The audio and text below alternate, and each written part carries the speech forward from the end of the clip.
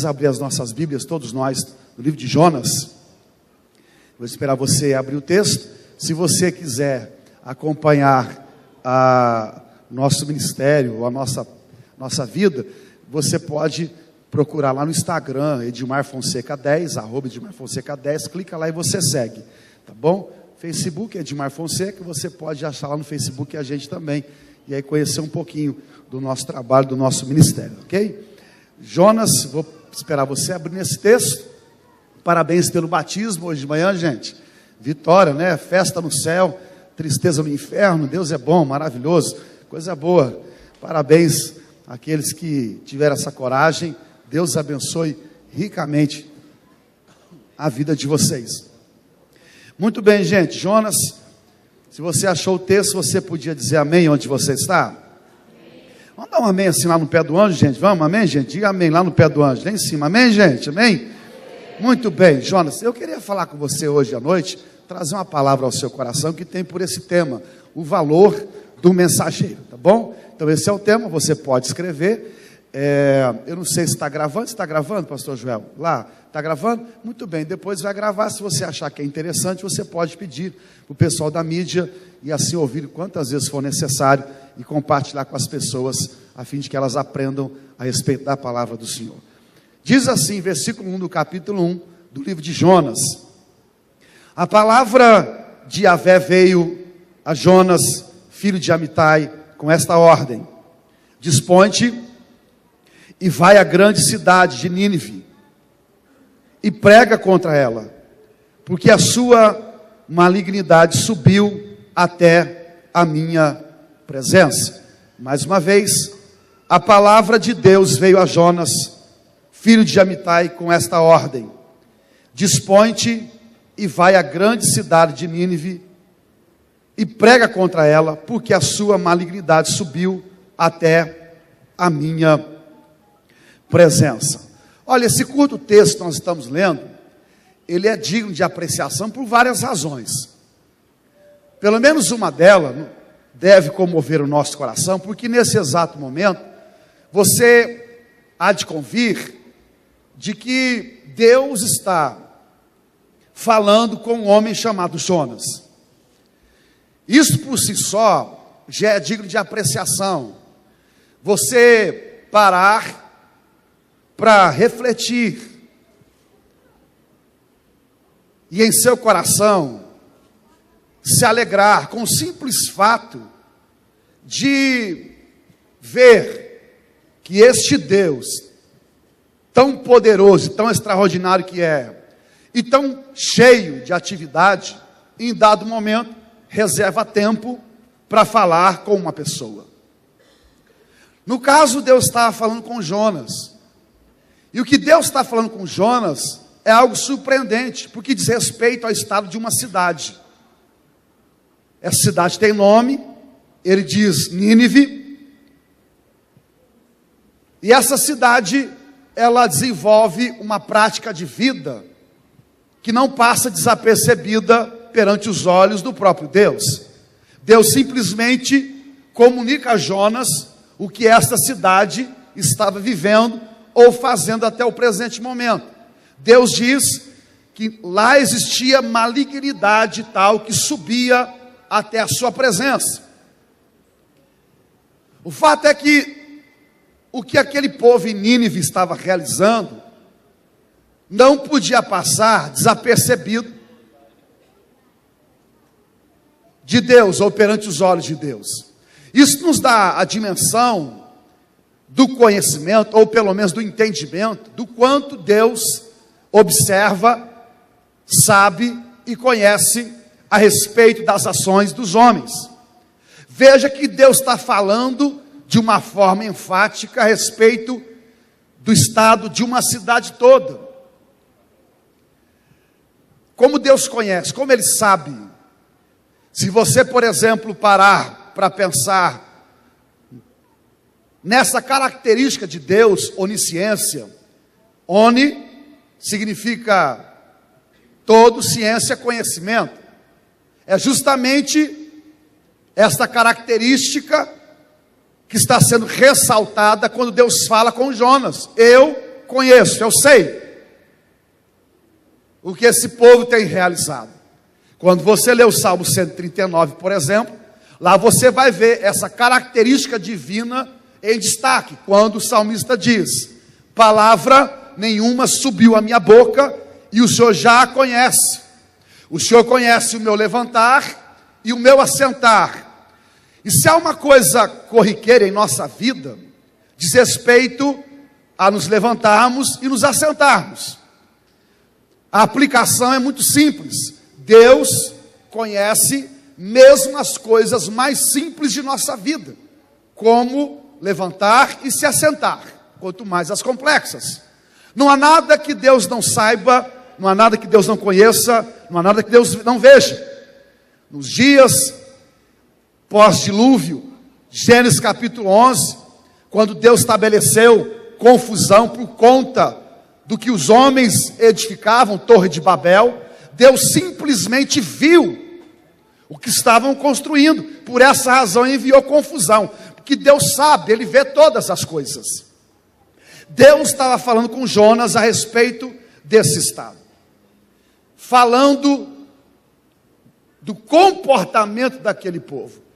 Mas o que é extraordinariamente maravilhoso de se observar, não é só o fato de nós já sermos alvo de imensa graça, simplesmente pelo pensamento que entra em nosso coração e que fala de uma característica que só Deus tem, onisciência, por exemplo, ou o fato de Deus, Ele estar se comunicando com o homem. O que nos é surpreendente é que à medida que Deus vê a situação daquele povo, sua malignidade, o pecado que operava e a necessidade que eles tinham de que essa condição fosse tratada, Deus relaciona tudo isso com a vida de Jonas, lhe dizendo: vai, dispõe-te e vai à grande cidade chamada Nínive e prega contra ela. Deus também traz, à medida que vê a situação, a solução em si. E a solução em si passava pela mensagem, passava pela pregação da palavra. O fato é que mais tarde você vai contemplar, capítulo 3, a partir do versículo 4, por exemplo, Jonas chegando a Nínive. Veja o que diz o texto. Jonas entrou na cidade, caminhou por ela um dia inteiro, proclamando: eis que daqui a 40 dias Nínive será destruída. Então, os ninivitas creram em Deus, combinaram um jejum geral, e todo o povo, dos mais importantes e ricos aos mais simples e pobres, se vestiram com uma roupa feita de pano grosseiro, a fim de demonstrar publicamente que reconheciam seus pecados e estavam arrependidos. Quando o rei de Nínive tomou conhecimento da pregação e de tudo que ocorria na cidade, ele se levantou do trono, tirou o manto real, vestiu-se também de pano de saco e sentou-se sobre cinzas. Não demorou muito, ele proclamou em Nínive: eis que por decreto real do rei e de seus nobres, fica proibido a todo homem ou animal, bois ou ovelhas, provar de qualquer alimento, portanto não havereis de comer nem beber nada. Cobri-vos de vestes de arrependimento e lamento, tanto as pessoas como os animais, e todos os cidadãos orem a Deus com todas as suas forças. Cada pessoa abandone seu mau caminho e toda atitude violenta. Talvez Deus volte sua face para nós, se arrependa e acalme o furor da sua ira, de modo que não sejamos destruídos. Deus então, versículo 10, observou tudo quanto fizeram, como se converteram do seu mau caminho e abandonaram a violência, e atendeu às orações do povo, voltou atrás e não destruiu a cidade como havia ameaçado. Você podia dizer aleluia onde você está hoje à noite, simplesmente pelo fato de você estar observando o que é que acontece quando a palavra de Deus é anunciada ao coração de homens, e estes, à medida que a palavra é anunciada, mediante a fé que é gerada, simplesmente compreendem o que está ocorrendo à sua volta ou em seu coração. Ora, Jonas chega à cidade, prega o evangelho. O que cabia àquele povo, à medida que ouviam o evangelho, era simplesmente crer, era se apropriar da palavra, era entender o recado divino, não menosprezando tanto a palavra como o mensageiro, porque ao fazê-lo, a vida certamente tomaria outro rumo, como nós acabamos de observar, como de fato ocorreu com a cidade de Nínive. E Deus operou todo esse processo através da vida de uma pessoa, através de um mensageiro. Quando você lê o livro de Ruth, por exemplo, capítulo 4, versículo 13, lá você vai encontrar um desfecho extraordinário a respeito da história dessa mulher. Vale a pena nós observarmos o que estava acontecendo. Vamos voltar às páginas de nossa Bíblia e observar o livro de Ruth, capítulo 4. Enquanto você vai abrindo ou procurando o texto, você podia folhear as páginas de sua Bíblia e ir dizendo aleluia onde você está. Diga glória a Jesus onde você está. Diga glória ao Pai, ao Filho, ao Espírito Santo onde você se encontra. Porque Deus é bom e a sua misericórdia dura para todo sempre. Veja bem, capítulo 4, versículo 13, você vai encontrar um casamento sendo realizado. A Bíblia diz que Ruth está se casando com Boaz. Ela se torna sua esposa. Boaz ama muito essa mulher. Ele tem intimidade com ela. A Bíblia diz relações sexuais. O Senhor os abençoa. Ruth engravida, dá à luz um filho. De repente, em meio a todo esse cenário, as mulheres começam a comentar em si, em louvor a Deus, dizendo: bendito seja Deus, que não deixou sem alguém para te resgatar, que o nome do teu neto seja célebre em Israel. Este menino te abençoará com nova vida, e te sustentará, e consolará a sua vida na velhice, porque é filho da tua querida nora, que muito te ama e que te é melhor do que 7 filhos. Noemi tomou o menino e passou a cuidar dele. A Bíblia fala quem era esse garoto.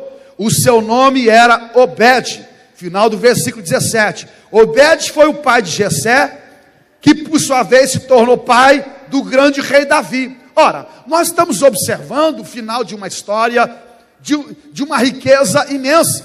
Está falando que Ruth se casou com Boaz. Ora, se observarmos os trâmites legais, não existe nada tão maravilhoso do que nós participarmos de uma festa de casamento. Além disso, diz que após esse casamento, Deus abençoou o casal e eles tiveram um filho. Coisa preciosa é alguém segurar um filho em suas mãos. Noemi, que era a sogra de Ruth, está sendo agora aclamada em verso e prosa. Estão dizendo: bendito seja o teu nome. Olha, você é uma mulher abençoada, enriquecida, favorecida por Deus. Esse teu neto, ele é uma riqueza em tua vida. Ele será um homem excepcional e extraordinário. O seu nome é Obed. Obed é pai de Jessé, que é pai do grande rei Davi. Deus então traz na história de Ruth, de Noemi, um garoto. Através dele, uma geração é levantada. E dentro dessa geração, mais tarde, Deus levanta um rei.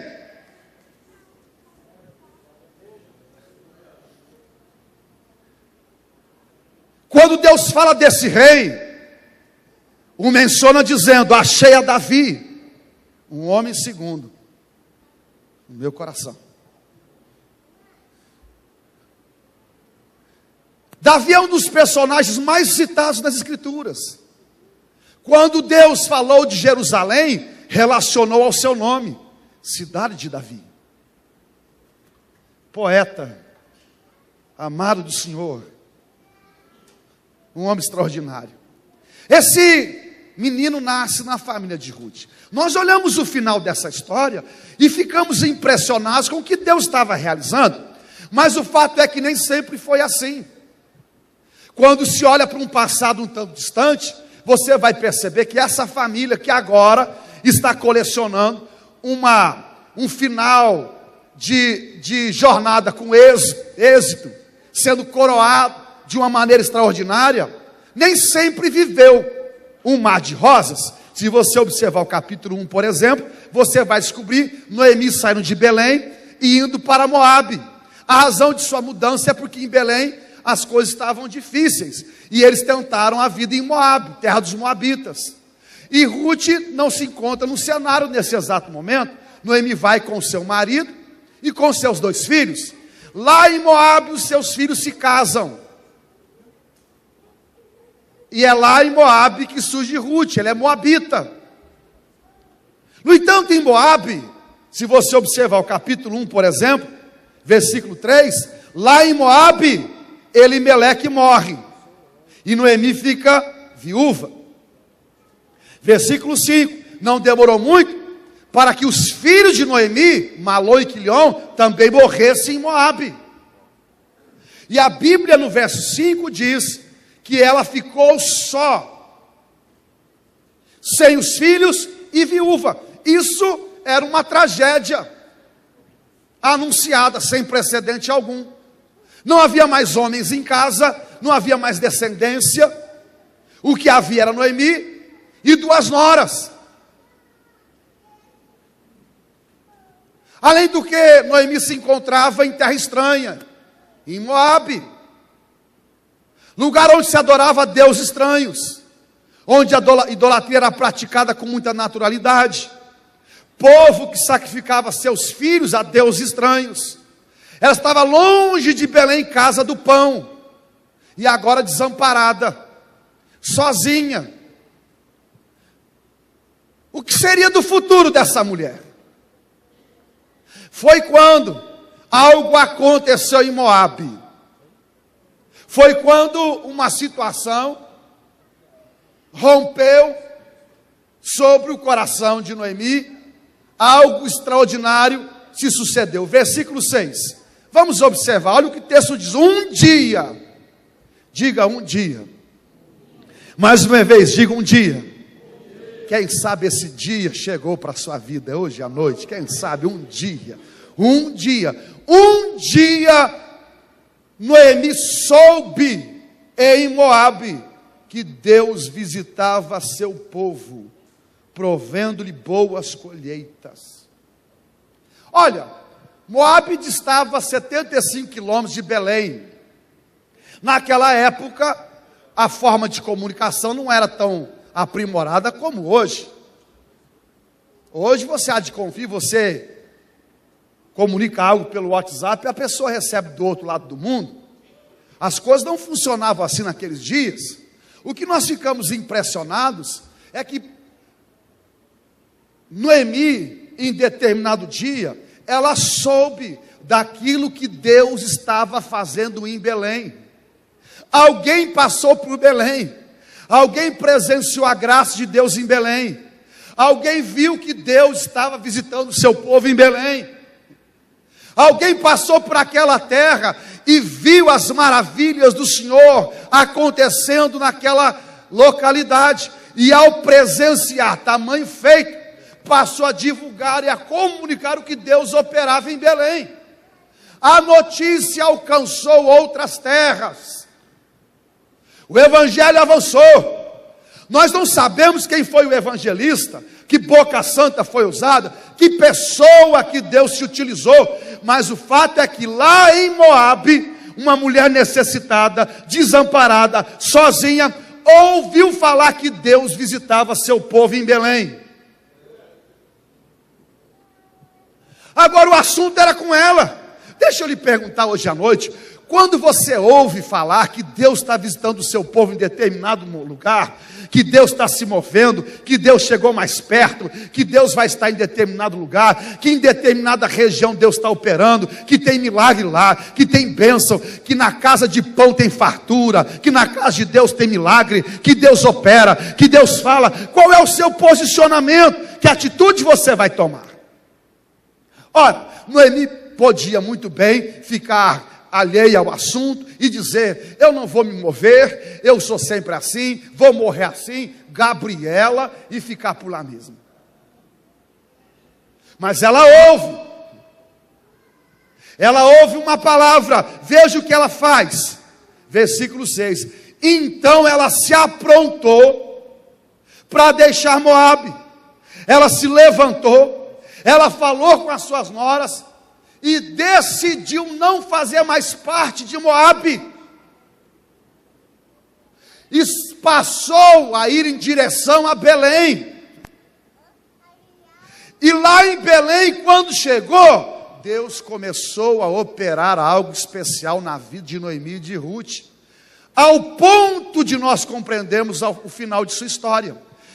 Toda a transformação que foi operada na vida de Ruth, de Noemi, e tudo que Deus operou ao final, lhe concedendo uma história tão fascinante, passou pelo processo de ouvir, de alguma forma, uma mensagem relevante, abençoada e maravilhosa por boca de alguém. Deixa eu lhe perguntar hoje à noite, você já ouviu uma mensagem, uma palavra por boca de alguém que mudou a sua vida, que mudou sua história, que mudou seu coração? Se isso já aconteceu com você, e se Deus está falando com você hoje à noite, você podia dizer aleluia, porque essa pessoa é você e sou eu. Nós já ouvimos isso em determinado momento. Deus já falou conosco quantas vezes, de muitas formas e maneiras. Deus usou homens e mulheres para abençoar a nossa vida. Se isso é um fato, você podia dizer aleluia hoje à noite.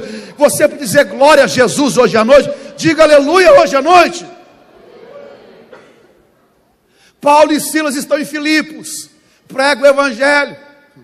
Uma mulher é curada. Por conta de uma cura, eles são questionados. Agora se encontram aprisionados após uma sessão de espancamento, pés no tronco. Paulo e Silas, perto da meia-noite, cantam louvores, adoram a Deus. Me impressiona a cena, Atos capítulo 16. O momento é de espancamento, de prisão, de dificuldade, por conta da defesa da fé ou de se anunciar o evangelho. Mas não há no coração desses homens nenhum resquício de amargura, de questionamento, de tristeza. Em meio à cena que se desdobra no livro sagrado, eles estão adorando, cantando perto da meia-noite, na noite mais escura, rosto manchado, marcado pela dor, costa fustigada pela vara, pele rasgada, hematomas, poeira, vergonha, prisão, cárcere. E cantando. Vamos pensar na música linda do Delino Marçal. Se Deus fizer, Ele é Deus. Se não fizer, continua sendo Deus. Se Ele abrir porta, Ele é Deus. Se a porta não se abrir, Ele continua sendo Deus. Ele é Deus, Ele é Deus, Ele é Deus. E adoro, e adoro, e adoro. E a Bíblia diz que no meio daquela adoração, em meio a toda a prisão que estava enfrentando, em meio a toda a tensão, houve um estrondo na prisão. Um terremoto aconteceu. As cadeias foram abertas, as algemas dilaceradas. E já teve um aleluia de uma criança, e dos lábios do pequenino, Deus suscita o verdadeiro louvor. De repente o carcereiro, assustado com o ocorrido, tenta tirar a sua própria vida. Paulo brada ao perceber no meio da escuridão uma movimentação de alguém tentando tirar a própria vida. Impressionante. Quem tentava tirar a própria vida era possivelmente alguém que tinha magoado as suas costas, apontado o dedo em riste, e talvez dito: eu quero ver o que seu Deus vai fazer a partir de agora. Paulo ainda consegue, no meio de um terremoto, de uma ação sobrenatural, perceber um homem em perigo. Logo brada: não tire a sua vida, calma, não avance. Eu estou aqui para ser solidário, para ajudá-lo a encontrar o verdadeiro caminho. Ele pede luz, e se algo que Paulo sabia dar, era luz a quem pedia. E o carcereiro faz uma pergunta que muda tudo. O que é necessário que eu faça para ser salvo? E aí o mensageiro, com as costas rasgadas, vinha de uma experiência dura, muito recente, humilhações. Com tudo isso, ele não perde sua postura, sua fé, o seu conhecimento teológico perfeito. Não está equivocado em nada. Ele simplesmente responde: crê no Senhor Jesus, será salvo tu e toda a tua casa. Tem gente aqui para dizer aleluia hoje à noite. Tem gente aqui para dizer glória a Deus por homens e mulheres que passaram por aqui fazendo toda a diferença. A Bíblia diz que não demorou muito. Paulo foi levado à casa do carcereiro. E lá na casa do carcereiro, Paulo pregou o evangelho a toda a sua família. E o que ocorreu naquele exato momento? As costas de Paulo foram lavadas pelo carcereiro e pela sua casa. Uma mesa foi posta na casa daquele homem. E a Bíblia diz que toda a família do carcereiro foi salva naquela noite ou naquela ocasião. Paulo chegou àquela casa e pregou o evangelho na casa do seu algoz. E que agora passou a ser irmão.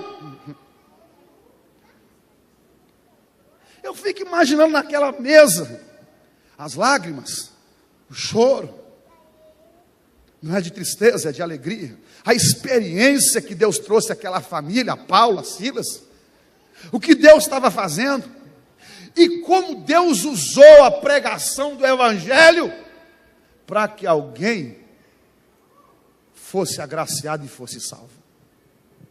Filhos que são gerados em meia dor. Quantos são gerados em meia dor? Quando Paulo escreveu sua carta a Filemon, ele escreveu justamente para falar de um escravo chamado Onésimo. Numa carta curta, ele fala de Onésimo com propriedade. Ele diz: eu, Paulo, já velho, e agora também prisioneiro de Cristo Jesus, venho interceder a favor do meu filho Onésimo, que gerei enquanto estava preso.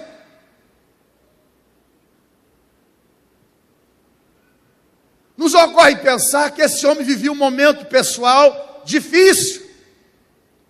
Mas o fato de viver um momento pessoal muito difícil não lhe foi obstáculo para que ele continuasse abençoando quem tinha necessidade de ser abençoado. Alguns anos atrás, eu recebi a notícia do falecimento de minha preciosa mãe. Foi descansar, estar com o Senhor. Eu me encontrava em Israel. Tinha vindo do Muro das Lamentações. Orei lá pela família. Gravei um vídeo falando com a minha mãe, com o meu pai. Aquela intenção de mostrar tudo quando chegasse em casa. Quando eu cheguei no apartamento com um colega, pastor Alexandre Zanato, telefone toca, 2, 3 horas da madrugada, era meu irmão mais novo. Ele me disse: você está em pé ou sentado? Eu disse: o que aconteceu? O que ocorreu? A notícia não é boa. Mamãe teve um AVC fortíssimo e nós só esperamos você chegar. Interrompi a viagem e pense naquela volta de uma das mais duras e difíceis da vida de alguém. Momento muito delicado, muito conflitante, mas é desse momento que você aprende quem Deus é e a enfrentar mudanças sem perder a doçura. Processo muito duro para a nossa família, particularmente para mim, muito difícil. Sepultamos mamãe na quarta-feira. A junta da igreja me procura, a liderança me chama e me diz: pastor, escolhe qualquer lugar que o senhor quiser, ao redor do mundo todinho, escolhe. O senhor precisa agora apaziguar sua alma. O senhor precisa agora ir com a sua esposa para um lugar distante e lá se refrescar, descansar. Eu agradeci a generosidade e lhes disse: a vida toda eu ensinei e eu fui ensinado que é no meio do povo de Deus que eu sou curado. A vida toda eu ensinei que é na casa de Deus que a gente é abençoado. A vida toda eu disse a você: tem dificuldade? Vem para a casa do Pai, porque aqui tem pão e você vai saciar sua fome, você vai ser curado. Quando chega a minha vez, eu vou sair da casa de Deus, eu vou para que lugar do mundo? Eu não vou, eu vou ficar na casa do meu Pai. Quarta-feira, domingo eu estava no púlpito. Eu mais chorei do que eu preguei. Na semana eu estava com a igreja e assim aconteceu. Naquela época, em meio às dores que eu enfrentava, e foram várias, porque naquele ano corrente, eu fui ao médico pelo menos umas 8 ou 10 vezes para tratar a dor que eu tinha no peito. Era emocional. Fui numa clínica chamada Clínica da Dor, com um médico precioso, para tratar da minha dor. Ele chegou a colocar nos meus músculos morfina. Mas em nenhum momento, naquela época e nem depois, faltou oração sobre o povo, faltou compaixão, faltou palavra anunciada, faltou abraço na porta da igreja, faltou visita. Filhos que são gerados em meio à dor. Filhos que são acolhidos em meio à dor. De fato, quando o pai se encontra com dificuldade, ele deixa de ser solícito para com seu filho? Cuide bem de Onésimo, eu gerei nas minhas prisões. Quantas vezes o mensageiro, ele é incumbido de uma ordem divina, mas em uma ordem divina que recebe do próprio Deus, ele é tanto confrontado, como ele agora vai receber da parte do povo, o juízo por conta da ausência do entendimento, de que Deus opera através dele aquilo que lhe concerne. Por exemplo, Deus chama Elias e lhe diz: vá à casa de uma viúva, pobre, porque eu ordenei que ela te sustente. Ele vai, chega lá, fala com a viúva. A viúva simplesmente lhe diz: eu não posso lhe oferecer nada, porque o que eu tenho dá para apenas uma refeição, e depois disso eu aguardo a morte. Elias olha para o que ela está dizendo, ouve o que ela está informando, conhece o seu estado e devolve a palavra dizendo: vai e faz primeiro para mim. Convenhamos, numa época de crise, sozinho, pedindo a uma viúva que lhe desse o pouco ou parte do pouco que tinha a ele, primeiro a ele. Se eu estou presenciando uma cena como essa, de um profeta, de um pastor, pregando ou falando sobre isso, a primeira coisa que eu ia dizer: insensível, ignorante, aproveitador, abusador de viúva. Acontece que foi Deus que mandou Elias dizer. Quantas vezes o pregador, ele é acusado de perturbar a ordem local? Ora, Elias simplesmente disse que não ia chover por 3 anos e meio. Agora você imagina a conversa pelo palácio entre Acabe e Jezabel, que detinham a máquina, o controle de toda a estrutura religiosa, a estrutura política da nação de Israel. Toda essa seca é por causa de um homem chamado Elias. Ele é um perturbador. Nós andávamos em paz até agora. Ora, o que importa é ter vários deuses aqui nessa terra. Conquanto a nossa vida der certo, um Deus é bom, mais do que um, melhor ainda. A nossa vida anda a pleno vapor. Agora aparece esse homem esquisito, que vem dizer que não vai chover, porque nós queremos ter o direito de adorar outro Deus. Ele é um perturbador da ordem. Quantas vezes O pregador, ele é simplesmente indelicado com aquele que uma hora o abençoou. Você vê Jesus chegando à casa de Marta e Maria. Lázaro tinha acabado de falecer. Jesus sabia do episódio, mas a primeira coisa que ele ouve quando chega, tanto de Marta como Maria, é esta: se o Senhor estivesse aqui. Você veja, Jesus está chegando na casa de uma pessoa. Isso por si só, a despeito da bagunça emocional e das perdas, já era digno de você parar para pensar: a esperança chegou, a vida chegou. Pode ser que a nossa história mude, tudo está ruim, mas Jesus chegou, e quando Jesus chega, coisas especiais acontecem. Vamos simplesmente adorá-lo e abraçá-lo, e deixar com que ele resolva os assuntos concernentes à nossa alma, porque ele é o abençoador. Quantas vezes isso ocorre? Quantas vezes? Centenas de vezes? Quantas vezes há uma falta de compreensão da mensagem em si?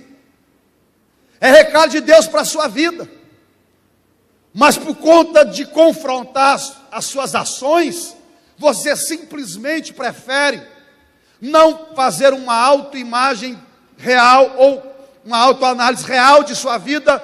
Você simplesmente prefere acusar, criticar e apontar o dedo em riste, em vez de confessar que realmente Deus estava correto ao lhe tratar com imensa generosidade, com o desejo claro de curar e salvar seu coração. E assim acontece. Você vê que muitas vezes o mensageiro em si está enfrentando uma luta que o povo desconhece. Elias vence no Monte Carmelo. O fogo desce, a chuva vem. Ele diz a Acabe: se prepare porque vem abundante chuva. Acabe presencia toda aquela cena no Monte Carmelo. Ele chega no palácio em Jezreel e começa a relatar a Jezabel tudo o que havia acontecido no Monte Carmelo, como Deus tinha operado naquele dia. Eu fico ouvindo Jezabel quase que perguntar: e o povo de Israel fez o quê? O povo se lançou em terra e começou a dizer: só o Senhor é Deus, só o Senhor é Deus, só o Senhor é Deus. Como há muito não se ouvia, havia um avivamento extraordinário no Monte Carmelo. Jezabel tinha informações suficientes para entender o que Deus estava operando em Israel naqueles dias. Além da seca em si, agora ela tem informação de que Deus era mais vivo do que nunca. Olhe para o Monte Carmelo, Jezabel. Mas a questão de Jezabel com Elias era tão pessoal que ela não conseguia ver Deus atuando, e sim a vingança que queria contra Elias. Simplesmente ela manda uma ordem: avise Elias que não vai demorar muito para que a gente tome posse da sua vida e ele termine como os profetas de Baal. Elias não teve nem tempo, nem gosto para usufruir a vitória do Monte Carmelo. Teve, por conta própria, decide, na verdade, fugir para escapar. Agora imagine a cena. Os israelitas estão comentando em casa: olha o que Deus fez no culto hoje, lá no monte. Caiu fogo, veio chuva. Olha o pastor Elias, que homem. Mal sabiam que Elias já estava no caminho de Beceba, fugindo, se retirando, com a vida emocional desgastada, pedindo a morte, cansado. O próprio povo desconhecia, se encontrava sozinho, precisando de ajuda divina. Quantas vezes acontece com o pastor Elias uma cena como essa? Coisas especiais. No entanto, quando olhamos para todo esse cenário de homens que Deus foi usando, como esse que acabamos de mencionar, não existe Não existe ninguém aqui, inclui a minha própria pessoa, que possa afirmar que um dia não tenha sido abençoado por um mensageiro enviado por Deus. Ninguém. Você se encontra aqui hoje à noite, porque em dado momento Deus usou uma pessoa, Deus usou um mensageiro, Deus usou a boca de um profeta, de um arauto, de um anjo. Como eles são preciosos, como são imprescindíveis, como Deus fala a seu respeito. Formosos são os pés daqueles que anunciam o Evangelho. Homens que o mundo não é digno. Quando olhamos para as estatísticas, elas não são atualizadas, ficamos assustados. Por exemplo, a Inglaterra fecha cerca de 20 igrejas por ano. Na Holanda, estima-se que nos próximos anos, centenas de igrejas serão fechadas.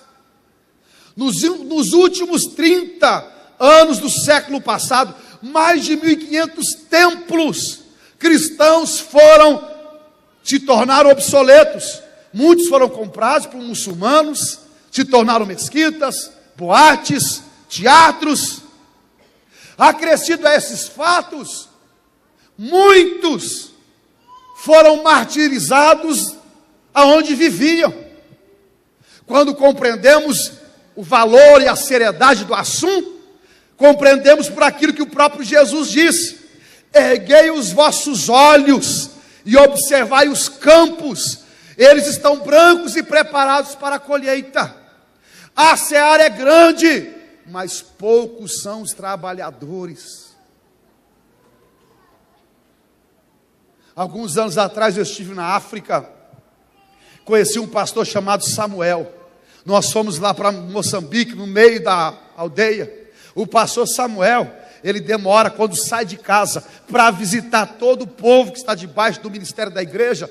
Se ele não tomar cuidado, ele demora cerca de 6 meses para poder visitar o rebanho. A seara é grande, poucos são os trabalhadores. A seara é grande, poucos são os trabalhadores. Curiosidade pessoal, pastor Joel, quantos pastores tem essa igreja? 3 pastores, fora professor de escola dominical, fora evangelista, fora liderança. Você deveria dar um aplauso a Deus pelos homens e mulheres que Deus levanta para edificar o seu reino nessa igreja. Dá um aplauso hoje saudável e abençoado, meu irmão.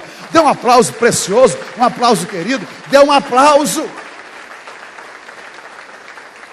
Ao passo que em muitos lugares há dificuldade de se levantar um homem, uma mulher, aqui nessa comunidade que tem por nome família, Deus permitiu que um pequeno contingente desses homens se encontre congregado, ministrando e abençoando na sua vida, dia após dia. Você precisa ter isso em autoestima no seu coração, você precisa ter isso na sua alma como algo de profundo amor de Deus para com a sua vida. E se você pensa assim, ou está aprendendo hoje à noite, você podia dizer aleluia onde você está, você podia dizer glória a Jesus onde você está. Vamos avançar para aplicarmos um pouquinho. Estamos ouvindo o valor que tem um mensageiro e como Deus opera através da mensagem, através da vida de uma pessoa. Quando eu percebo essas movimentações, quando eu começo a tomar consciência sobre o assunto, o que é necessário eu fazer? O que eu preciso fazer? Em primeiro lugar, eu preciso aprender a valorizar. Vamos repetir? Valorizar. Mais uma vez, valorizar. Valorize os homens de Deus que Deus tem levantado. Vamos repetir? Valorize os homens de Deus. Vamos lá? Valorize os homens de Deus. Mais uma vez, valorize os homens de Deus. Livro de Mateus, capítulo 10, verso 40 e 41, você vai ouvir o Senhor falando sobre isso. Quem recebe um profeta, por reconhecê-lo como profeta, recebe recompensa de profeta. Você quer ver o que ocorre quando a gente valoriza uma pessoa? Vamos avançar um pouco, 2 Reis, capítulo 8, abra o texto lá rapidamente. 2 Reis, capítulo 8, você vai anotando o texto. Não temos tempo suficiente para ficarmos detidos aqui muito tempo. Deus é bom, Deus é maravilhoso, Deus é poderoso. Você podia dizer aleluia onde você está? Capítulo 8. Melhor, um pouquinho mais para trás aqui. Capítulo 4, versículo 8. Olha só, está ocorrendo. Um dia Eliseu foi a Sunem, onde vivia uma mulher rica, que lhe ofereceu com insistência uma refeição em sua casa. Depois disso, sempre que passava por aquela cidade, ele parava para visitá-la e comer alguma coisa. Certa vez ela sugeriu ao marido: olha, sei que esta pessoa que sempre nos visita é um santo homem de Deus. Meu irmão, isso aqui é coisa linda demais. Uma mulher rica que mora em Sunem, ela ouve falar de Eliseu, ela convida Eliseu para ir à sua casa, oferece a sua casa, oferece a sua comida, depois diz ao marido: meu bem, esse homem que passa por aqui, ele é um santo homem de Deus. Não basta só ter percepção, ela tem percepção, mas ela tem proposta. Olha o que ela diz: vamos, versículo 10, vamos construir para ele no terraço um quarto de tijolo, e colocar uma cama, uma mesa, uma cadeira e uma lamparina. Deste modo, sempre que passar por nossa casa, ele há de se hospedar nela. Meu irmão, tem crente que quer homem de Deus longe. Sabe para quê? Para não saber o que você anda fazendo e as mazelas que você vive. Não convida nem para o aniversário, nem para a fé, nem para o casamento, porque sabe que vai ter reprovação. Não quer envolvimento, não quer pastoreio, quer não, quer ser frequentador de culto. Isso não muda a vida, meu irmão. O que muda a vida é você trazer Deus para dentro da sua casa, é você trazer o homem de Deus para dentro da sua casa, é pôr o homem de Deus perto do seu marido, perto da sua filha, perto do seu casamento, é pôr gente para abençoar seu lar. Você vai ver o que acontece quando você põe gente que anda com Deus perto de você. Você já ouviu Davi dizendo: unges a minha cabeça com óleo e o meu cálice transborda. Deixa eu lhe dizer uma coisa, antes de vir pregar aqui hoje à noite, era 4:30 da tarde, eu dobrei meu joelho, pus minha cara no chão e orei por essa igreja e por você. Sabia que eu estou nessa tribuna, nesse altar, pregando e anunciando o evangelho, e a minha oração era uma só: Senhor, abençoa esse povo que é teu, família que vem, homens e mulheres e crianças, ministério, põe tua mão e glorifica o teu nome. E a comunhão foi linda e maravilhosa. E quer saber de uma coisa? Se tocar em nós, é abençoado. Se passar perto de nós, tem influência boa. Se chacoalhar a nossa vida e nos trazer para perto, a vida do outro muda. Porque tem cheiro de Cristo, tem excelência de Cristo, tem vida de Deus em nós. Verdade é essa, meu irmão. Agora veja, essa mulher diz: meu bem, esse homem é homem de Deus, ele é valioso. Olha, gente assim tem que vir para dentro de casa. Ela fez um quarto, construiu algo para ele. Hoje, se alguém constrói uma coisa para o líder, para o mensageiro, para o pastor, é alvo de crítica. Parece Judas. Para que é necessária essa oferta, esse vaso de alabastro tão caro, para derramar sobre ele? Não seria melhor até inventar ministério? Não seria melhor dar no ministério de compaixão, de cesta básica da igreja, o recurso?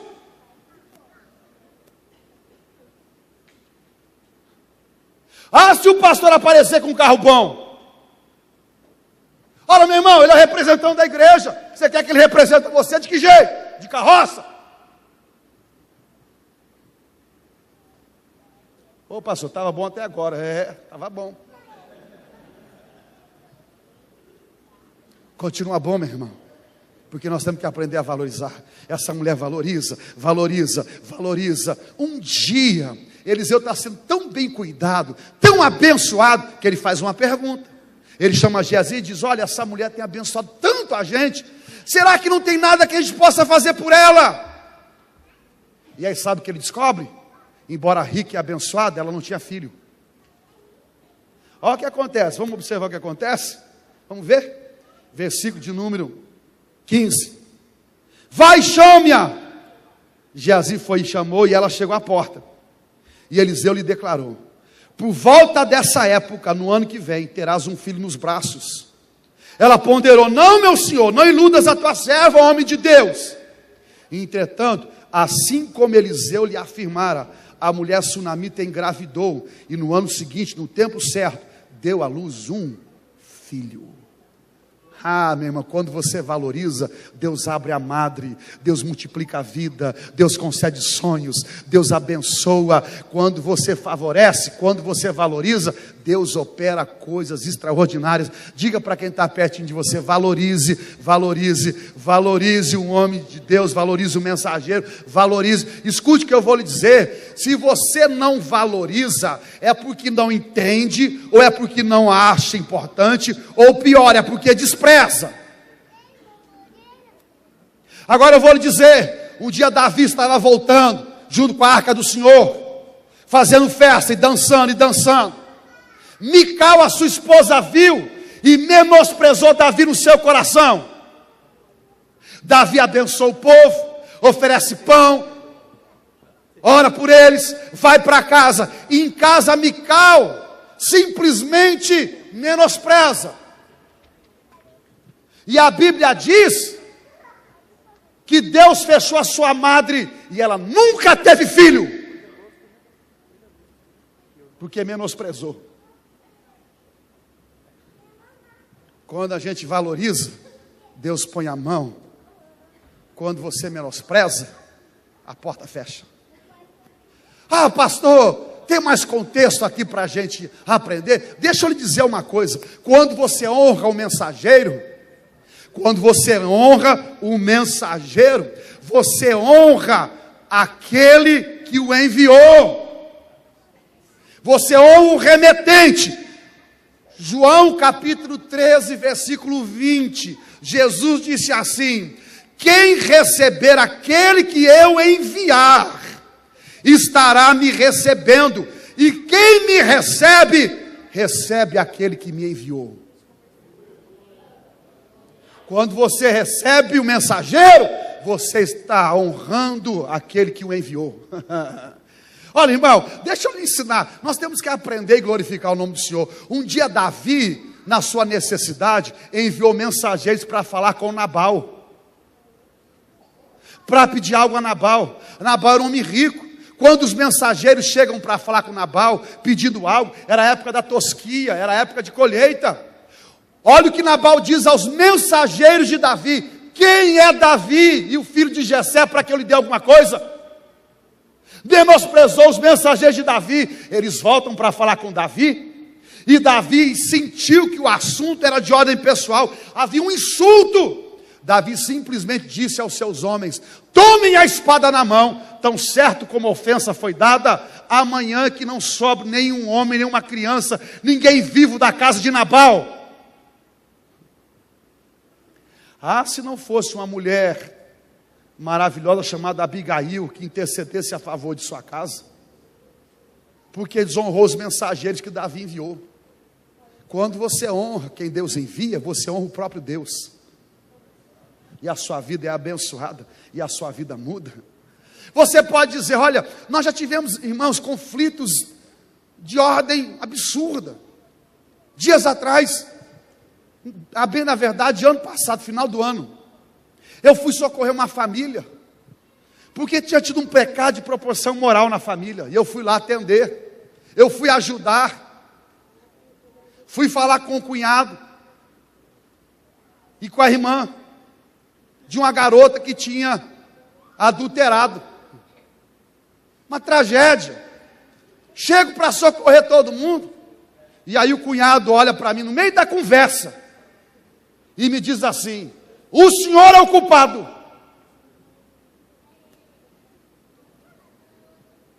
Eu disse: eu queria entender a sua colocação, nobre irmão.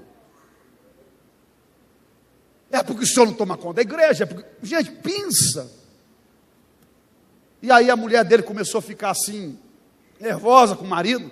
E eu disse: deixa ele falar, que agora a conversa ficou de homem para homem, coisa boa. E pensa num homem que vai na igreja uma vez por semestre. E nem na Santa Ceia. E falou. E me disse assim: chegou a hora de eu pôr o senhor na parede. Porque lá na igreja ninguém põe o senhor na parede. Todo mundo fica bajulando o senhor. E eu disse: me bajulando? Por que estão me bajulando? Porque no meu aniversário me deram um par de meia. Porque quando meu filho fez aniversário, ninguém cumprimentou. Porque quando a minha mulher fez aniversário, ninguém telefonou. Pelas madrugadas que eu orei por vocês, e agora estou na sua casa para resolver assunto da sua família. Você quer saber quanto custa? Vou lhe explicar. Sabe quanto custou para Jonas chegar em Nínive? Pelo menos 3 noites no ventre de um peixe. E a bem da verdade, ele não queria chegar lá, como eu não queria chegar na sua casa. É isso que custa. Choro, lágrima, jejum. É quanto custa? Dor na alma. Que o primeiro a chorar pela sua família, e chorei pelas estradas, fui eu. Pelo pecado e pela dor que aconteceu. Ele me disse: é porque eu acho que no exercício da função de vocês tinha que ser de graça. E eu disse: o trabalho do quê? Taxista, não é? O que o senhor acha de fazer uma corrida comigo de graça, até o centro e voltar de graça? Meu filho come o quê? Vento? Estuda na onde? Vive do quê? Ou a Bíblia diz que aqueles que exercem o ministério e que militam adequadamente, ensinam adequadamente, são dignos de dupla honra.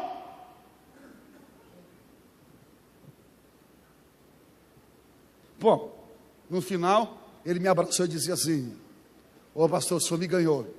É, mas depois de apanhar bastante. Valorize, meu irmão. Valorize, valorize, valorize, valorize, valorize. Olhe para quem está perto de você e diga: vamos valorizar os mensageiros de Deus. Vamos valorizar homens e mulheres que Deus levantou. Vamos valorizar, valorize, valorize, valorize. Valorize. Se você valorizar Deus, Ele vai operar e vai abençoar a sua vida. Vamos avançar mais um pouquinho. Além de você ter que valorizar, veja, o Senhor Jesus disse: quem recebe quem eu enviei, recebe a mim mesmo. E quem me recebe, recebe aquele que me enviou. Você pode dizer aleluia hoje à noite, dizer glória a Jesus.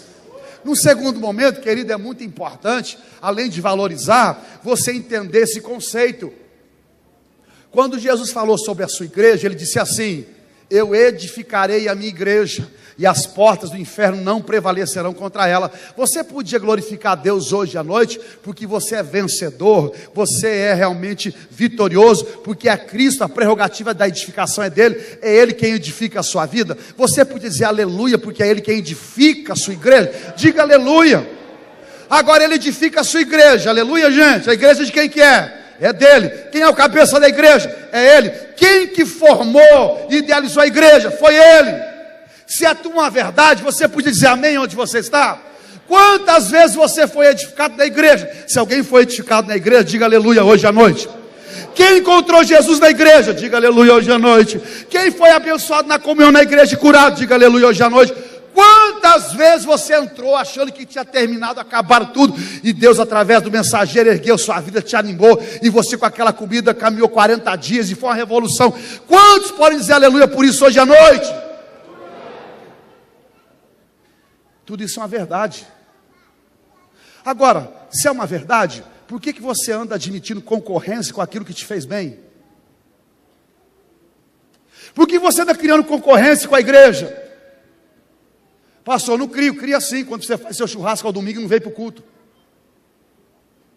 Cria sim quando você quer casamento na hora do culto, quer tirar o pastor do culto. Cria sim quando você dá prioridade para as festas que nós organizamos, mesmo sabendo que o culto, ele é meio de graça para abençoar muitas pessoas. Semana passada um pastor me chamou lá da igreja. Pastor, fulano de tal disse que o casamento é domingo. E eu disse: avisa fulano de tal que pastor nenhum faz casamento de domingo. Casa sábado e casa sexta. Casa quinta, casa quarta, terça, domingo não. E aí veio a notícia: É porque o domingo é mais barato. É claro, você está preocupado com o seu bolso, não com o reino de Deus. Você está preocupado com os seus parentes que não podem chegar no sábado. E não com a edificação da sua mulher e dos irmãos que você tira da igreja para ir para a sua festa. É, né, bacana? Ainda bem que depois eu vou embora para Campinas. Quantos quilômetros daqui lá, gente? É uns 60, 70.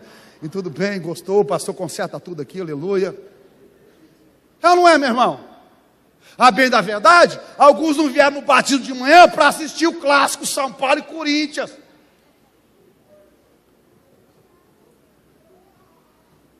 Eu vou perder um jogo desse? O que te é importante, meu irmão? O que você ensina? O que você passa para o seu filho? Eu lembro meu garoto joga bola e gosta muito, é canhoto. Quando ele era garoto, precisou fazer uma opção entre jogar de manhã e ir para o culto. Com lágrima eu disse, meu filho, nós vamos para a igreja, você não precisa disso agora, meu filho. Se Deus te der essa profissão, isso é uma outra coisa, mas para o lazer é presença do Senhor. Casa de Deus. Agora, veja, talvez você esteja, pastor, seus argumentos são bons. Tá bom, então deixa eu te dizer. Quem aqui trabalha numa área, tem o seu próprio negócio? Levanta a mão. Eu tenho meu negócio, pastor, você tem o seu negócio. Levanta a mão. Quem tem o próprio negócio? Levanta a mão. Pensa no seu negócio, aleluia. Pensa. Agora, Deus vai abrir um comércio do lado do seu, igualzinho o seu. E vai pôr um cara bom lá. Com dinheiro. O que você vende, o outro vai vender mais barato. Você vai gostar? Quem vai gostar aqui? Diga aleluia.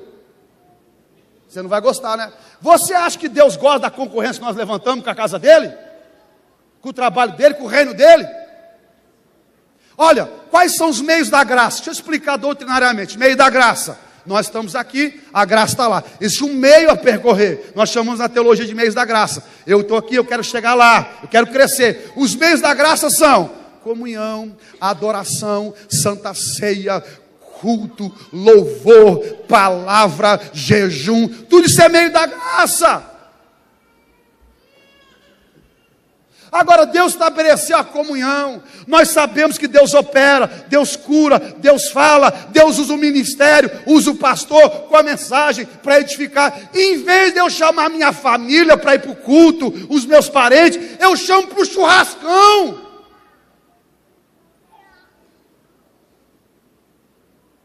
Deixa eu lhe dizer hoje, dá licença, você está errado. Você passou a ser concorrente. E vou lhe dizer uma coisa, Deus não gosta de concorrência desleal. Você é filho, se comporte como tal. Então olhe para quem está pertinho de você. Vamos favorecer em vez de ser concorrente? Olha para quem está perto. Não diga essa cara emburrada aí não, emburra comigo aqui. Quantas vezes o mensageiro não gosta do mensagem, não gosta porque a mensagem é dura, critica. Eu não estou muito preocupado com isso, gente. Não vai mudar a minha vida, o que vai mudar é o que você vai ouvir. E se isso for salvar sua família e sua casa, um conceito errado, louvado seja o nome do Senhor, ainda que você está com uma pedra, não tem problema.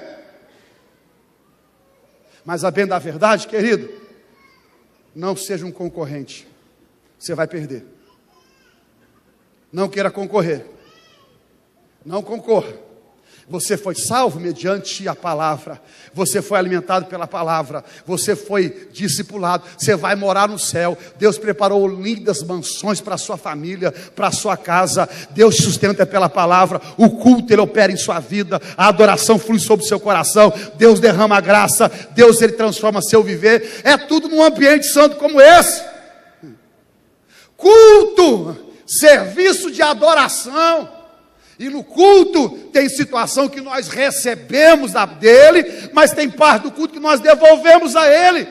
Adoração, levantar as mãos, oferta, dízimo, é o momento nosso de dar, mas parte do culto é ele que nos dá. Como é que eu posso ficar de fora? E o culto não ocorre só agora, o culto começa aqui e ele vai em casa, quando a gente ora, lê a palavra, cultuamos lá e continuamos. E quando a concorrência surge nesse tipo de situação, Deus olha para você e diz: meu filho, dá-me o teu coração, em primeiro lugar o meu reino e a minha justiça. Se você fizer isso, você vai ver o quanto eu vou te abençoar. Será que tem gente aqui hoje à noite que podia dizer aleluia, que está entendendo e aprendendo? Pode dizer: glória a Deus, estou entendendo, pastor. Eu não vou ser concorrente, eu vou ser um facilitador. Eu vou facilitar. Quando eu pensei no culto de hoje, meu irmão, a despeito de quem ia adorar, de quem ia cantar, do que eu correr, eu disse: Senhor, eu vou na tua casa, eu quero chegar lá, eu quero te adorar, eu quero cultuar, eu quero festejar, eu quero falar com o Senhor, eu quero te ouvir, eu quero ser apresenteado pelo Senhor na minha alma.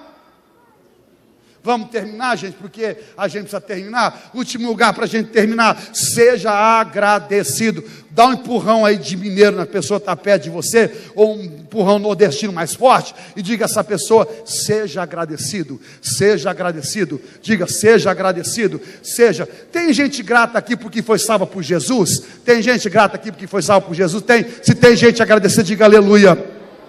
Tem gente aqui agradecida porque um dia na escola dominical Deus usou um professor e você aprendeu a respeito de uma doutrina. Tem gente assim aqui hoje à noite, diga aleluia.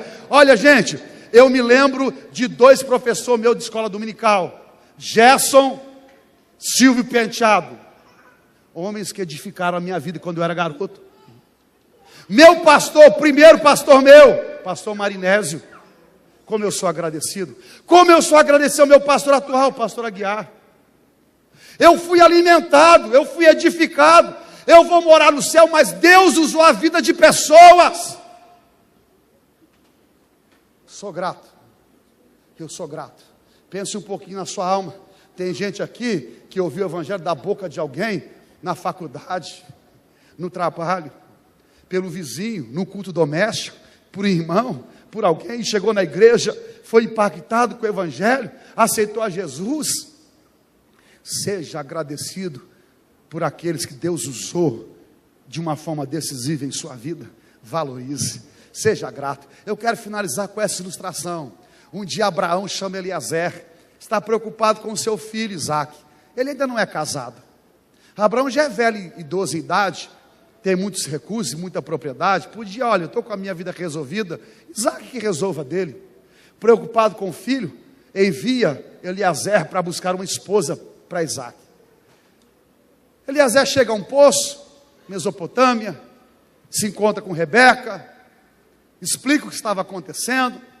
Rebeca aceita o plano divino, recebe presente das mãos do mordomo de Abraão, um damasceno. Labão, o tio de Rebeca, é informado.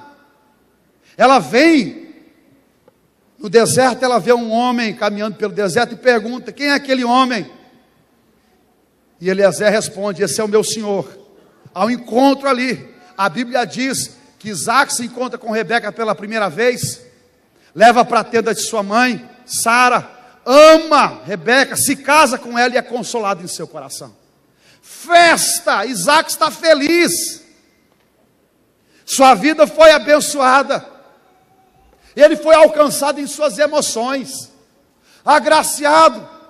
Rebeca foi abençoada, presentes chegaram à sua família, a ela em particular, a sua família. Coisa extraordinária estava acontecendo, e tudo teve um começo em Abraão, que chamou Eliezer e disse: o meu filho precisa ser abençoado. Eu gostaria demais que o capítulo 24 de Gênesis terminasse mais ou menos assim.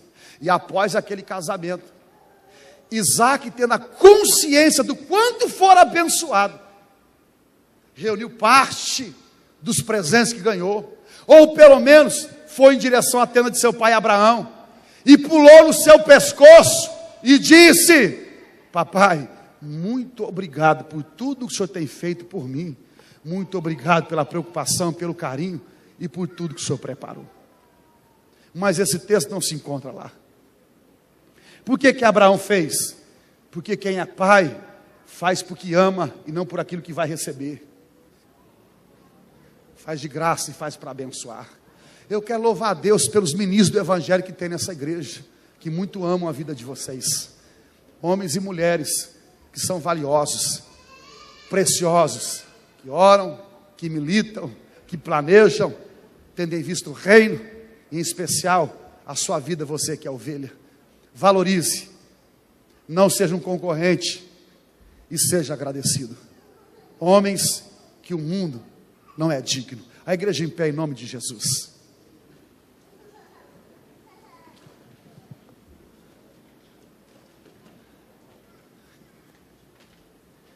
Eu, quando estive orando, pensando sobre palavra e aquilo que ia acontecer, eu disse: Senhor, como mensageiro do Evangelho que eu sou, muito obrigado pelo privilégio, gostaria muito de falar com o teu povo. Mas além de falar com o teu povo, eu quero pedir ao Senhor uma graça e uma bênção, para que esse povo saiba o valor que existe na vida de um mensageiro. Você que precisa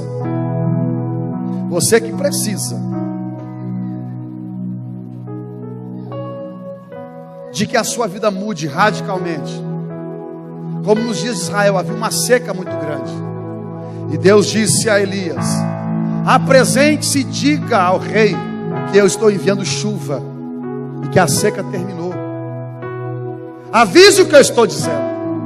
Essa é a palavra que eu tenho para você hoje à noite. A seca terminou e vem chuva sobre a sua vida, seja ela no aspecto emocional, financeiro, na saúde, não importa.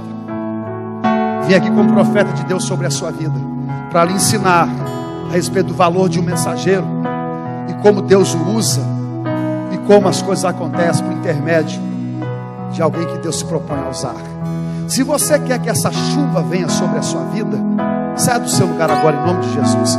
Eu vou pedir aos pastores aqui da igreja que eles venham aqui ao altar, porque eles são os homens que vão estender as mãos sobre você, para te abençoar, para te valorizar, para que coisas especiais aconteçam na sua vida. Sai do seu lugar. Note, estou falando para filhos. Sai do seu lugar, pastorzão. Eu vou, porque Deus vai fazer um milagre lá em casa. Deus vai fazer um rebuliço lá em casa. Vai começar uma chuvarada para tudo quanto é lado. Abundante chuva, chuva gloriosa, chuva maravilhosa, chuva de transformação, de cura, de milagre. Deus vai fazer algo extraordinário. Sai do seu lugar, rapidamente. Sai. Pode vir para o lado de cá, o lado de lá. Vem, pode chegar. Chega mais à frente aqui, querido. Ó, aperta aqui. Tem gente aqui que vai ser curada. Tem gente aqui que pode sonhar em ser mãe. Deus abre a sua madre. Ele faz que a estéril seja mãe de filhos. Sai do seu lugar. Ah, pastor, mas o problema não sou eu, é meu marido. É seu marido? Vem representar ele aqui na frente. Pode chegar, venha. Deus vai dar um jeitinho nessa situação. Ele vai operar um milagre que você precisa. Pastor, eu preciso ser curado. O senhor não tem noção do problema que é a minha necessidade nos ossos. Eu não consigo dormir. Eu estou muito nervoso, ansioso. Sai do seu lugar agora. Deus vai te fazer você dormir muito bem essa noite, meu irmão. Como há muito tempo você não dormia. Sai do seu lugar. Eu vivo ansioso, depressivo, angustiado. Sai do seu lugar. Deus vai conceder muita paz. Muita paz à sua vida, muita saúde. Quem deseja receber saúde de Deus hoje à noite, abundante saúde, abundância, sai do lugar. Aperta aqui mais à frente, gente. Pode apertar aqui, sem ficar preocupado com absolutamente nada. Aperta. E esse povo que está aí, que não precisa de absolutamente nada, isso é graça divina, louvado seja o nome do Senhor. Mas você tem uma missão muito importante hoje à noite, que é levantar suas mãos para abençoar quem chegou. Não fica assim, olha, não vou e Deus vai fazer. Eu estou dizendo que quem vem eu vou orar e vai abençoar. Se você vai ficar como está. Essa é a palavra para você hoje à noite. Se você quer, chegue agora, em nome de Jesus. Eu vou orar e vou abençoar as pessoas que chegaram. Se você já está plenamente satisfeito, apenas levante a sua mão para a gente abençoar quem chegou, para que Deus opere um rebuliço, algo que só Ele pode fazer. Nós vamos orar. Você vai testemunhar nos dias que virão daquilo que Deus está operando, realizando e fazendo no meio do seu povo. Vamos fazer isso agora, gente? Vamos fazer? Quer chegar ainda? Vem. Tem tempo? Pastor, eu tenho uma causa para resolver na justiça. Tem? Então venha. Pode chegar. É a minha casa, é uma penhora. Eu não sei por onde eu começo, não sabe? Venha, Deus sabe como resolver. É lá no trabalho, né? Deus sabe como operar lá no seu trabalho. A sua porta fechou, Ele abre. Ele abre. Ele tem poder para abrir. Ele é poderoso. Ele é glorioso.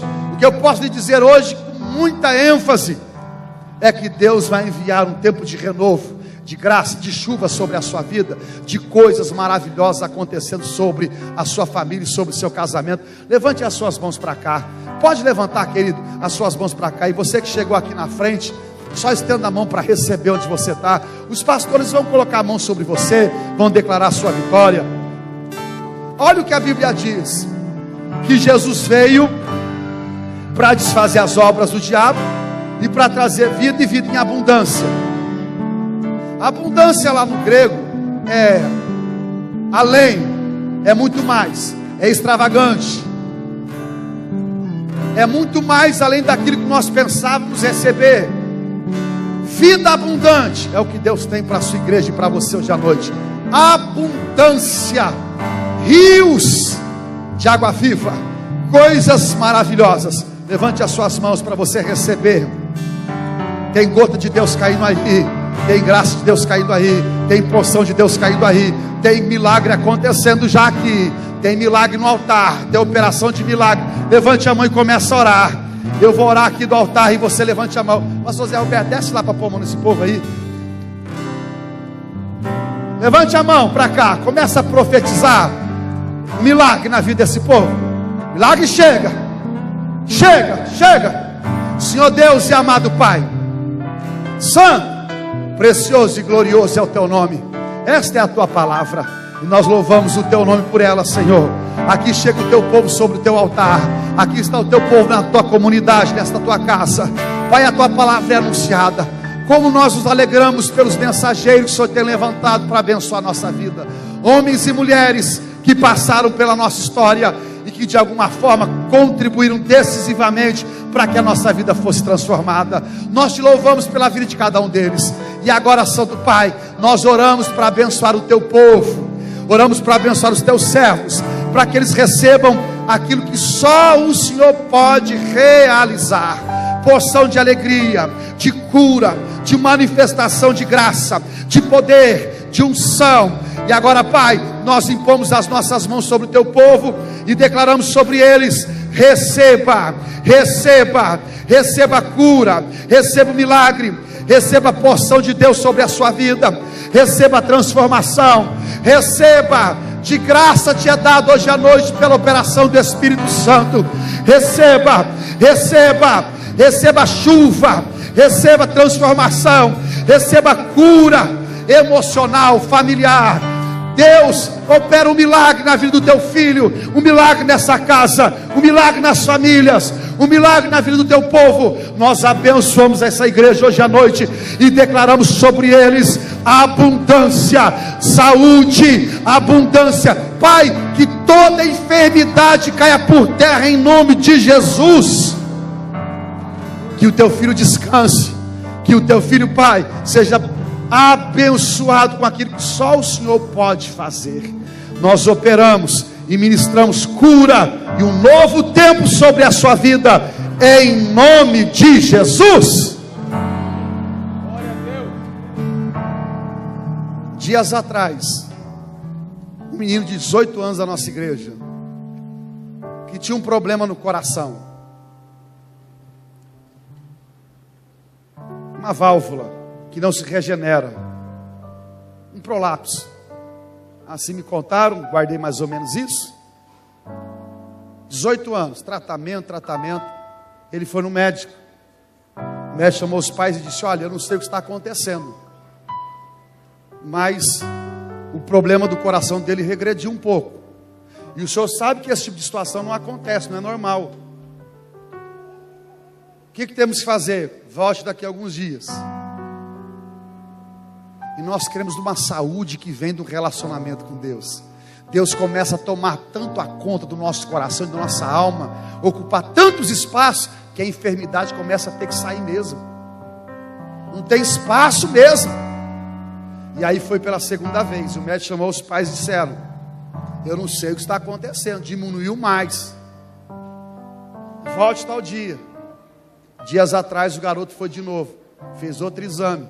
O médico pegou todos os exames, chamou o pai, mostrou tudo e disse: olha, eu não sei o que aconteceu, mas o seu filho não tem mais nada no coração. Sabe por quê, meu irmão? Aonde Deus habita, onde Ele começa a agir, se existe uma situação que não é confortável para aquele que ama Deus, que pede, que trata com Ele, tenha certeza disso. É a situação que incomoda, que está lá, ela começa a ser vencida gradativamente pelo poder que há em Jesus na sua vida. Para não lhe dizer que em alguns essa vitória é instantânea, e ela acontece na sua vida hoje à noite. Se você crê nisso, meu irmão, levanta a sua mão e agradeça a Deus agora, em nome de Jesus. Agradeça, agradeça, agradeça, agradeça, agradeça, agradeça, agradeça, agradeça, agradeça, agradeça. Agradeça! Agradeça! Agradeça! Agradeça. Pastor João, vem aqui. Sua esposa está aqui? Não veio? Não está bem de saúde? Crianças? Tem um filho. Da visão. Cadê o pastor Zé Roberto? Está ali. Família está aqui? Está lá. Eu não sei o outro pastor, pastora está por aqui também. Larissa está ali. Fernando do lado dela. Vamos fazer o seguinte, gente. Eles vão ficar lá na porta. Você não vai sair sem dar um abraço. Você não vai sair sem dizer: pastor, obrigado. Muito obrigado. Muito obrigado. O senhor conta comigo. Eu quero ser um apoio na sua vida. Eu quero orar pelo senhor, pela sua casa. Eu quero te abençoar. Pastor, eu quero que o senhor tenha o melhor. O senhor não se preocupe com nada. Nada, eu quero te honrar. Aquele que recebe quem eu enviei, recebe a mim mesmo. E quem recebe a mim, recebe aquele que me enviou. Valorize, valorize. E Deus, Ele vai te abençoar e vai honrar a sua vida, vai honrar seu coração. Você quer fazer isso aqui no altar? Quer fazer aqui embaixo? Quer fazer lá na porta? O que você quer fazer agora? Então é o seguinte, gente. Olha, se você tiver precisando ir, não tem problema, tá bom? O pastor tem telefone, a pastora tem telefone. Meu irmão, aprenda a valorizar. Ah, mas quando chega o aniversário eu dou para o pastor parabéns. Beleza? Seja generoso.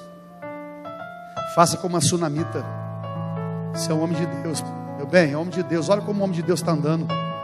Não, vou presentear ele, vou cuidar dele, vou abençoar a nossa liderança pastoral, porque ao abençoá-los, nós seremos abençoados. Amém, gente? Levante as suas mãos para abençoar os pastores da igreja onde você está. O pastor Zé Roberto está ali, a pastora está ali com seu marido, o pastor está aqui.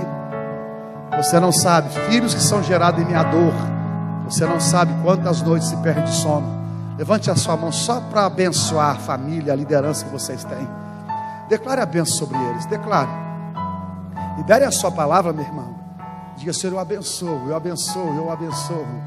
Eu vou orar pelos meus pastores. Eu vou fazer eles terem uma vida mais suave.